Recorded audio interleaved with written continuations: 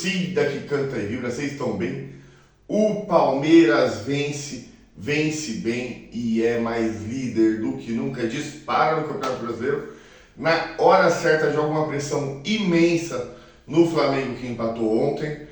E foi sim uma ótima atuação do Palmeiras, que pressionou o Santos. Você vê os números de finalizações. Embora o gol tenha demorado para sair, por uma excelente atuação do Gabriel Brazão, goleiro do Santos, o Palmeiras controlou o jogo, dominou o Santos. Em algumas mudanças estratégicas do Abel Ferreira, o Palmeiras vence o jogo e vence muito bem. Vamos falar disso, mas primeiro eu quero pedir para vocês, deixa o like, se inscreve no canal, ativa o sininho para receber notificação, dá aquela fortalecida. Tô deixando o QR Code aqui, rapaziada. Para quem não sabe, estaremos em Lima para cobrir a Libertadores. Todo o canal vai eu, vai a Mari, vai a Thay, a gente vai lá fazer uma cobertura muito top para vocês. Então, quem puder fortalecer nessa viagem que não é barata, de verdade não é barata, vem no QR Code, clica no QR Code, deixa um Pix aí para fortalecer. Vou deixar também aqui a chave Pix em e-mail para quem tiver no celular aí pode utilizar ela, e vou deixar na descrição do vídeo. Temos a opção Torne-se Membro a partir de R$ 3,99, o plano mais barato do Brasil. Você também se torna membro, ajuda o canal Power Debate. Mas sem perder mais tempo, vamos falar desse jogo. O Palmeiras vence, afunda o Santos e dispara na liderança do Campeonato Brasileiro. Agora são 3 pontos de vantagem para o Flamengo. Mas é como se fossem 4, porque na verdade o Flamengo tem que buscar 4 pontos de diferença para poder passar o Palmeiras, já que a gente está disparado também em número de vitórias. O Palmeiras veio com a formação já que a gente já está habituado, muito parecido com o que a gente está habituado, e fez um grande jogo, dominou. Os primeiros minutos foram de pressão total, o Palmeiras criou as melhores oportunidades. Gabriel Brazão fez algumas grandes defesas no jogo. Porém, o jogo foi se arrastando, o Santos começou a ter algumas escapadas. Tem que destacar do lado do Santos a partidaça que fez o Zé Rafael, o melhor jogador do Santos em campo depois do Brazão.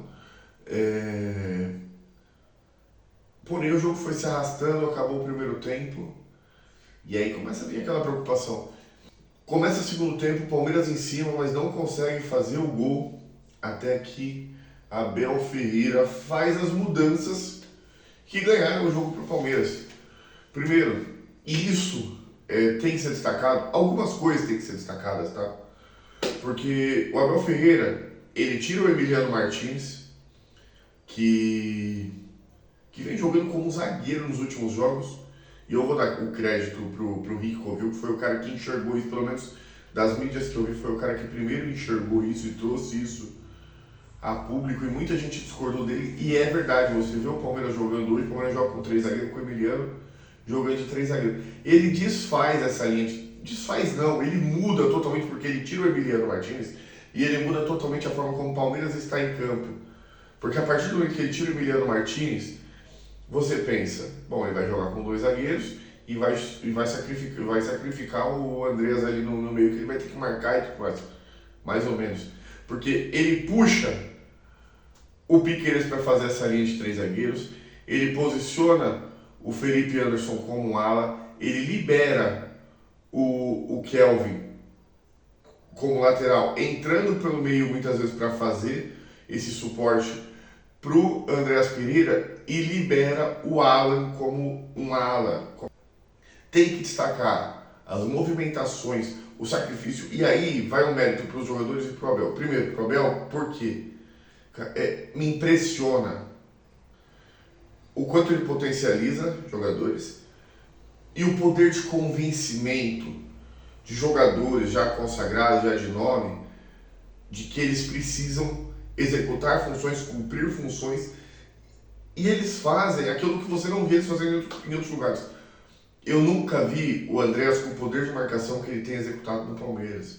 O Andreas tem jogado de segundo volante, muitas vezes de primeiro e segundo volante, de único volante, e ele volta, e ele está em todo lugar do campo, e ele arma, e ele toma a bola.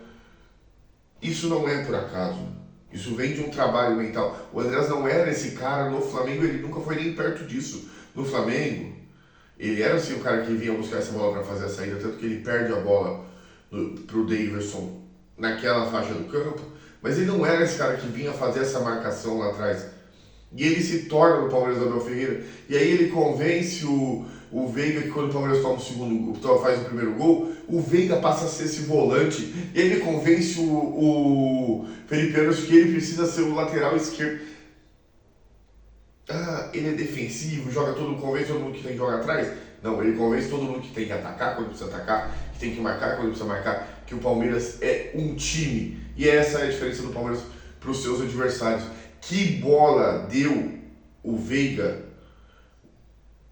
pro Vitor Roque, no gol do Vitor Roque, sim. A gente vai falar do gol do Vitor Roque daqui a pouco. Mas que bola deu o Veiga pro Flaco Lopes, no gol que o Flaco perdeu. Ele dá uma fatiada de esquerda, atacando o espaço vazio, procurando o espaço vazio nas costas da zaga, que ele acha o Flaco em profundidade. Cara, espetacular, mas você vê onde está o Veiga está na posição do volante, do segundo volante, vindo começar esse jogo. E aí ele tem campo, o Veiga é genial, o Veiga tem muita categoria, goste você ou não dele. Não tem como você falar que o Veiga não tem essa qualidade. E eu falei que a gente vai destacar o gol, e vamos destacar os dois gols do Palmeiras. Primeiro, a inteligência do Flaco Lopes, que briga por cima, ganha por cima. Isso é um outro mérito. O Flaco Lopes tinha uma dificuldade muito grande, apesar da altura dele. Muitos torcedores, inclusive eu, comentavam muito que ele era aquele cara que, ele não consegue, ele não ganha uma casquinha. Ele ganha pelo alto, ele passa, ele com inteligência dá um passe que quebra a linha de defesa do Santos pro Vitor Roque, e o Vitor Roque erra assim o domínio. Até isso deu certo, ele errou o domínio, o erro de domínio dele virou um drible no brasão, ou seja, ele passou, fez o gol com tranquilidade. E aí, para quem acha que o Vitor Roque é só força, reparem bem no segundo gol do Palmeiras. Primeiro, o Veiga, ele estava na Sport TV recentemente, num papo, ele fala pro Roger, você jogou bola, você sabe. Muitas vezes o passe do meia depende da movimentação do atacante. Ele enxerga a movimentação do Vitor Roque fazendo o giro, ele dá o passe. E ele dá o passe por trás do Vitor Roque, na perna esquerda do Vitor Roque, para tirar qualquer possibilidade do zagueiro de interceptar aquela bola.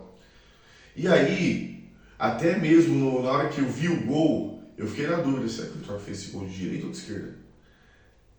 E para você que acha que o Vitor Roque é só força, cara, o normal do atacante destro, grosso, é ele tentar puxar de qualquer jeito aquela bola para a direita, e ele tinha espaço para fazer isso. Mas ele não se preocupou em momento nenhum. Ele chegou e com a perna ruim, com a perna não dominante, ele cava. Ele não finaliza com força, ele não estoura pro gol, não, ele cava por cima do goleiro. Com uma categoria absurda, lembrando os melhores tempos de Evair, com uma calma na frente do gol absurda. O Palmeiras vence, o Palmeiras é mais líder do que nunca, e isso é importante para o Palmeiras no Brasileiro, porque dá tranquilidade. A gente vai ter um jogo dificílimo contra o próprio Santos na Vila Belmiro, porque aí nós estaremos cheios de desfalques. Sim, temos um ótimo elenco e podemos ganhar lá, mas pensando que esse é o jogo que tem maior possibilidade de tirar ponto da gente, não pelo nível do time do Santos, mas pelo confronto, por ser um clássico, por ser fora de casa na Vila Belmiro, e pelo Palmeiras estar provavelmente sem 7 ou 8 jogadores, a gente tem essa margem, a gente tem essa gordura.